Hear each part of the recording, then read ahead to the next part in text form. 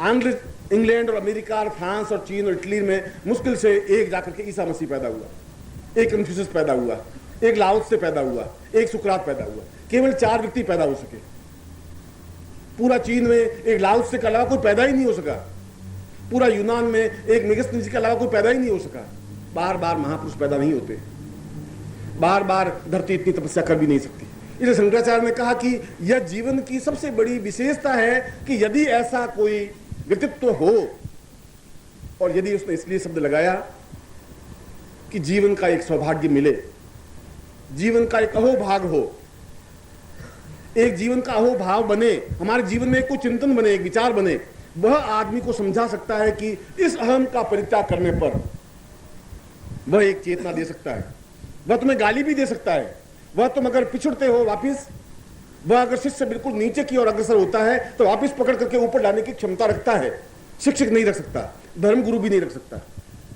इसलिए गुरु, सदगुरु और धर्म गुरु में बहुत बड़ा अंतर है। इसलिए 3 शब्द अलग अलग बने, बाकी एक शब्द से भी चल सकता था। धर्म गुरु तो केवल तुम्हें सत्यानाश करने के लिए बने हैं, जो तुम्हें बर्बाद कर देंगे, और बर्बाद कर दिया है। पूरा संसार यदि संत्रस्त है, दुखी है, तो धर्म गुरुओं की वजह से है। क्योंकि उस धर्म गुरुओं ने कहा कि नहीं, तुम हिंदू हो, कुरान अपने घर में नहीं रख सकते, तुम कुरान नहीं पढ़ सकते, तुम जामा मस्जिद में जाकर के वजू नहीं कर सकते, नमाज नहीं पढ़ सकते, तुम बुद्ध के धम्मपद को नहीं पढ़ सकते, तुम्हें केवल गीता को बार बार पढ़ना, उस 18 अध्याय को 1 से लेकर के बार बार हे अर्जुन ऐसा कर, हे अर्जुन ऐसा कर, 25वें बार भी हे अर्जुन वैसा कर वैसा कर। धर्मगुरु ये कहते हैं। और धर्मगुरु ये कहते हैं कि तुम केवल इस गंगा जल में स्नान करते रहो और फिर डुबकी लगाओ, फिर बाहर निकलो, ये करो। इसके अलावा उनके पास कुछ नहीं है। उनके पास केवल पाखंड है, वो तुम्हें पाखंड दे सकते हैं। उनके पास केवल छल है, उनके पास केवल शब्द जाल है, वो तुम्हें शब्द जाल दे सकते हैं, तुम्हें मुक्त नहीं कर सकते। तुम्हें बार बार ग्रस्त की ओर अग्रसर करेंगे, बार बार उसमें तुम्हें फंसाएंगे, बार बार भोग की ओर प्रवृत्त करेंगे। चाहे आप गीता पढ़ लीजिए, चाहे रामायण पढ़ लीजिए, चाहे महाभारत पढ़ लीजिए, उन सारों में एक ही तथ्य बार बार स्पष्ट उल्लेख है कि यह युद्ध हुआ नारी की वजह से हुआ। रामायण बनती नहीं बेचारी। अगर सीता नहीं होती और सीता का हरण नहीं होता और ये स्त्री नहीं बनती तो रामायण की रचना होती नहीं। न रावण आता, न सीता को उल्टे जाता, न रावण को मारते, न राम जी को दुख होता, न इतनी 4000 दिन प्रश्नों का ये बनता। सारा 4000 पृष्ठ इसलिए तुलसीदास जी को रंगने पड़े कि सीता बेचारी पैदा हो गई गलती से। और अगर द्रौपदी नहीं होती तो महाभारत तो होता ही नहीं। 18 दिन तक क्यों लड़ते, क्यों युद्ध करते? इसलिए उन्होंने कहा कि नहीं, सीता का मुंह देखना जरूरी नहीं, द्रौपदी का नाम लेना ठीक नहीं, बस तुम भगवान का भजन करो, राम राम करने के अलावा कुछ नहीं। ये धर्मगुरु। इसलिए मैंने कहा कि जहां तक तुम्हें धर्मगुरु मिले वहां बचने की जरूरत है। धर्म तो जो धारण करने की शक्ति है, जो तुम धारण कर सकते हो, धार्यति सधर्म, जो तुम धारण कर सको। अगर मानवता का धर्म धारण कर सको तो मानवता तुम्हारा धर्म है। अगर चैतन्यता प्राप्त कर सको, अगर अपने हृदय को विकसित कर सको तो वह तुम्हारा धर्म है। धर्म को हिंदू ये संप्रदाय है, ये धर्म नहीं है। जिनको तुम धर्म शब्द से उपस्थित कर रहे हो वह धर्म नहीं है। इसलिए ऋग्वेद में कहीं हिंदू शब्द नहीं आया है, यजुर्वेद में नहीं आया है, उपनिषदों में कहीं नहीं आया है, न मुस्लिम संप्रदाय आया है, न हिंदू संप्रदाय आया है, न बौद्ध धर्म संप्रदाय, न चैतन्य संप्रदाय, कुछ नहीं आया है। उन ग्रंथों में नहीं है। ये हमने बाद में अपने आप के कटघरों में बंद कर दिया है। और जहां हमने बंद कर दिया वहां हमारा ज्ञान समाप्त हो गया, वहां आगे पढ़ने की श्रुति खत्म हो गई। मैं कुरान नहीं पढ़ूंगा तो कैसे मुझे मालूम पड़ेगा कि इस्लाम क्या चीज है? और नहीं समझ में आएगा तो मैं कैसे तुलना कर सकूंगा कि इस हिंदुत्व में इस्लाम में क्या अंतर है? अगर मैं धम्मपद नहीं पढ़ूंगा तो बुद्ध को मैं कैसे समझूंगा? और बुद्ध को नहीं समझूंगा तो एक बहुत बड़े ज्ञानी से मैं वंचित हो जाऊंगा। फिर पृथ्वी ने जो 1000 साल तपस्या करके बुद्ध को पैदा किया, वह पृथ्वी 1000 साल तपस्या बेकार गई उस पृथ्वी की। मुझे बुद्ध को भी समझना पड़ेगा, मुझे सुकरात को भी समझना पड़ेगा, मुझे ईसा मसीह को भी समझना पड़ेगा, मुझे अपने आप को भी समझना पड़ेगा। अहम ब्रह्मास्मि, अहम तो तब बनेगा। इसलिए अहम का दूसरा शब्द है कि मैं अपने आप को समझूं। उस अहंकार को छोड़ करके जब मैं अपने आप को समझूंगा, और संसार में सबसे कठिन क्रिया अपने आप को समझने की है। हम दूसरों को आसानी से समझ लेते हैं, क्यों? उनके प्रति हमारी धारणा बन जाती है। और मैं कह सकता हूं ये मेरा पड़ोसी बहुत बदमाश है, साला चोर है, उचक्का है, मुझे कहने में कोई संकोच है ही नहीं, क्योंकि इसके लिए मुझे सर्टिफिकेट देने की जरूरत नहीं, कोई प्रमाण देने की जरूरत नहीं। मैंने कह दिया, उसने कह दिया। और ये लड़की बहुत दुष्चरित्र है, रोज मैं इसको गली में आते जाते देखता हूं, ये अच्छे घर की लड़की नहीं है। दूसरों के बारे में कमेंट करना जीवन का एक बहुत बड़ा आनंद और जीवन का बहुत बड़ा सुख की बात है। अपने आप को नहीं समझ सकते, और इसीलिए उस शंकराचार्य का अहम, उस अहम को छोड़ करके जब मैं अपने आप को समझने की कोशिश करूंगा और अपने आप को समझने की क्रिया के लिए पूर्ण ब्रह्मास्मि, अहम ब्रह्मास्मि, यहां अहम ब्रह्मास्मि कहते हुए शंकराचार्य ये नहीं कह रहे कि मैं बहुत घमंडी हूं।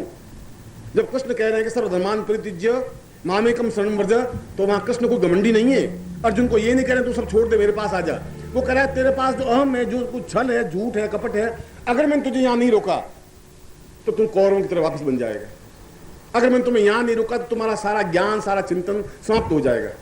जहां बुद्ध कह रहे हैं कि कुछ नहीं है जिंदगी में, अगर है तो मैं हूं, तो मुझे समझोगे तो तुम अपने आप जीवन को समझ लोगे। यहां बुद्ध का कोई घमंड नहीं बोल रहा है। बुद्ध इसलिए समझा रहा है शिष्य को कि उन शिष्यों में ज्ञान नहीं है, चेतना नहीं है, उनमें आग नहीं है, उनमें चिंगारी नहीं है, समझने की क्रिया नहीं है, उसमें अहम है। उस अहम को तोड़ने के लिए ऐसी क्रिया कर दी जा रही है। इसलिए वो बार बार कह रहा है कि तुम उस ब्रह्म को नहीं समझ पाओगे,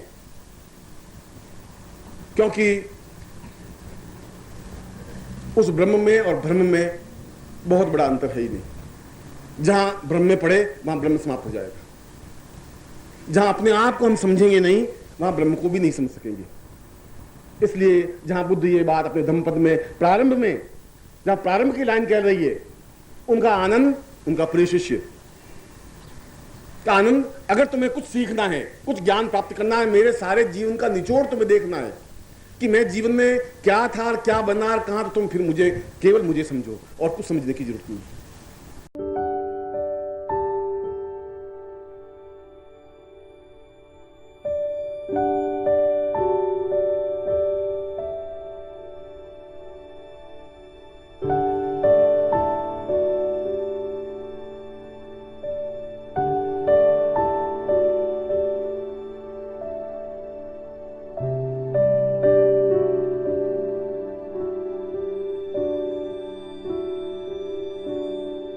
इसलिए उनमें एक करुणा है, इसलिए उनमें एक ममता है, एक स्नेह है, एक अटैचमेंट है, एक प्यार है।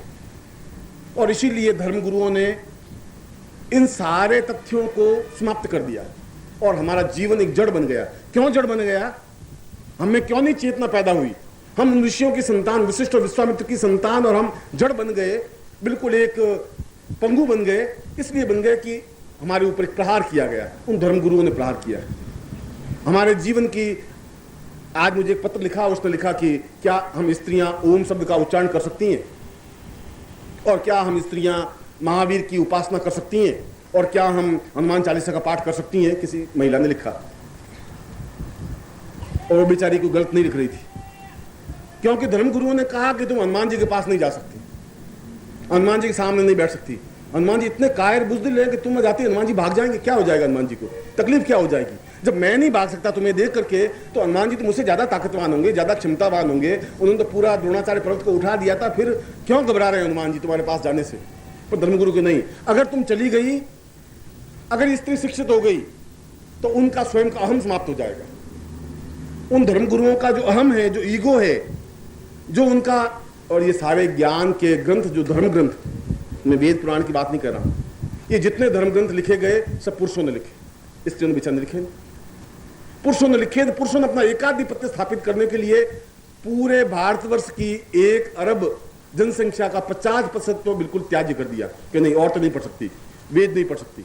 हरिद्वार में कई ऐसे आश्रम है, वहां स्पष्ट है कि गायत्री मंत्र का उच्चारण स्त्रियां नहीं कर सकती। हमारा जीवन कितना, धर्म ने कितना हमें जकड़ दिया, और ये सारा उन धर्मगुरुओं के, उन व्यक्तियों का अहम बोल रहा था। अगर तुम स्त्री को हनुमान चालीसा पाठ नहीं करने दे रहे हो, तो तुम्हारा अहम है कि स्त्री को अगर थोड़ा भी सुनता दे दी तो हमसे वे ज्यादा सेंसिटिव है, हमसे ज्यादा ज्ञानवान है। स्त्री ज्यादा ज्ञानवान होती है, स्त्री बात को तुरंत भांप लेती है, तुरंत पहचान लेती है। पुरुष तो नहीं समझ पाता, क्योंकि पुरुष की पुरुषता है, कठोरता है, और कठोर व्यक्ति, उसके अंदर एक रसधार प्रवाहित नहीं हो सकती। पुरुष एक चट्टान की तरह है, तो स्त्री एक जलधार की तरह है, और कितनी भी कठोर चट्टान होगी, बराबर जलधार पड़ेगी तो चट्टान को काट लेगी। चट्टान को काट सकती है, इतनी उसमें रसधार है, जल की धार में ताकत है, मगर जलधार को ऊपर से बंद कर दिया कि नहीं, तुम्हें केवल चूल्हा चौका संभालना है, इसके अलावा कुछ नहीं करना है। तुम्हें राम का नाम नहीं लेना है, तुम हनुमान जी का पाठ नहीं कर सकती, तुम राम जी का नाम नहीं ले सकती, तुम्हें पूजा पाठ करना नहीं है, तुम्हें उपासना नहीं करनी है, तुम्हें हनुमान चालीसा का पाठ नहीं करना है, तुम देवी इंकनी चामुंडा विचे नहीं जप सकती। और ये तुमने नहीं कहा, ये तुमसे 4000 साल पहले भी ऋषियों ने ऐसी बात कह दी, क्योंकि ऋषि पुरुष थे। ये उनके जीवन की विडंबना थी, ये जीवन की कमियां थी, ये जीवन की व्यवस्थाएं थी उनको।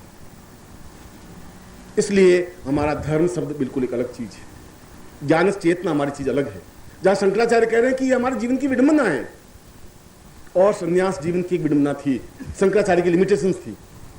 शंकराचार्य ने जीवन का एक अद्वितीय पक्ष हमारे सामने रखा, पर जीवन का एक अंधकार पक्ष भी उनके सामने रहा कि उन्होंने अपने जीवन में स्त्रियों को शिष्य बनाया ही नहीं। इसलिए नहीं बनाया कि अगर स्त्रियों को शिष्य बना दिया गया तो अपने आप में मेरा संन्यास धर्म खंडित हो जाएगा। अपने आप को बचाने के लिए उन्होंने एक बहुत बड़े अभाव की, एक बहुत बड़ा चेतना समाप्त कर दी, एक ज्ञान का पुंज समाप्त कर दिया, एक बहुत बड़ा प्रवाह बंद कर दिया, और उसका परिणाम 2500 वर्षों तक भुगत रहे हैं। शंकराचार्य की न्यूनता थी। क्यों न्यूनता थी? शायद उनके जीवन में एक भावना, एक चिंतन आ गया कि सन्यासी स्त्रियों के हाथ का खाना नहीं खाते। उन्होंने नहीं खाया, स्त्रियों के हाथ का खाना नहीं खाया, हाथ से बना करके रोटी खाते थे। एक स्त्री रोटी बना के खिला दे, एक सन्यासी हाथ की रोटी खा ले, तो उसमें उस रोटी में क्या अंतर आ जाएगा? मैं शंकराचार्य को भी यही प्रश्न पूछ रहा हूं, क्या फर्क पड़ जाएगा? मगर ये उसके जीवन का ईगो था, एक अहम था, जहां मैं अहम शब्द बोल रहा हूं। इसलिए जब वहां बोल रहा है अहम ब्रह्मास्मि, तो ब्रह्म तक पहुंचने के लिए इस अहम को भी तोड़ना पड़ेगा। अगर ये अहम नहीं तोड़ा तो फिर हम एक बार फिर अगले 2500 वर्षों तक, अगले 2000 वर्षों तक, फिर 1000 वर्ष तक पृथ्वी तपस्या करके एक और व्यक्ति पैदा नहीं कर पाएगी, फिर इस भ्रम को नहीं तोड़ पाएगी। ये भ्रम ज्यों का त्यों 1000 वर्ष तक चलाता रहेगा। इस भ्रम को तोड़ना जरूरी है, उनको इक्वलिटी देनी जरूरी है, क्योंकि एक बात तो बिल्कुल और 100% निश्चित है कि जीवन में अगर ब्रह्म की साधना करनी है, जीवन में अगर जगदम्बा के दर्शन करने हैं, जीवन में अगर उस मन पक्ष पर और आत्म पक्ष पर पहुंचना है, तो पुरुष को स्त्रियों के गुण प्राप्त करने ही पड़ेंगे। अगर बिना स्त्रियों के गुण प्राप्त किए पुरुष उन आत्म चेतना को प्राप्त कर ही नहीं सकता, ब्रह्म नहीं बन सकता, ठूंठ बन सकता है, एक जड़ बन सकता है, एक चेतनाहीन बन सकता है। क्योंकि स्त्रियों के गुण है दया, प्रेम, करुणा, ममत्व, स्नेह, अटैचमेंट, मातृत्व, एक भावना, एक हृदय पक्ष।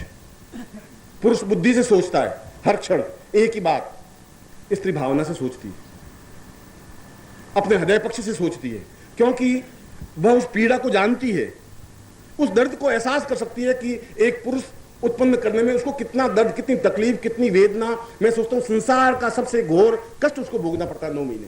पुरुष उस दर्द को महसूस नहीं कर सकता, पुरुष दर्द महसूस नहीं कर सकता, इसलिए अत्याचारी बन सकता है, इसलिए गालियां दे सकता है, इसलिए बुरा भला कर सकता है, इसलिए जीवन में कठोर बन सकता है। और कठोर बनना जीवन की न्यूनता है, अहम है। उस अहम को तोड़ने के लिए उस कष्ट को एहसास करना पड़ेगा, उस अहम को तोड़ने के लिए उस ममत्व को, उस प्रेम को, उस दया को अपने अंदर स्थापन करना पड़ेगा। और ये गुण तो पुरुष के नहीं है, और अगर पुरुष में ये गुण नहीं आए तो बुद्ध नहीं बना जा सकता। बुद्ध की आंखों में करुणा देखेंगे, एक दया देखेंगे, एक विशाल करुणा का सागर आंखों में तैर रहा है, और ये करुणा सागर पुरुष में नहीं बन सकता।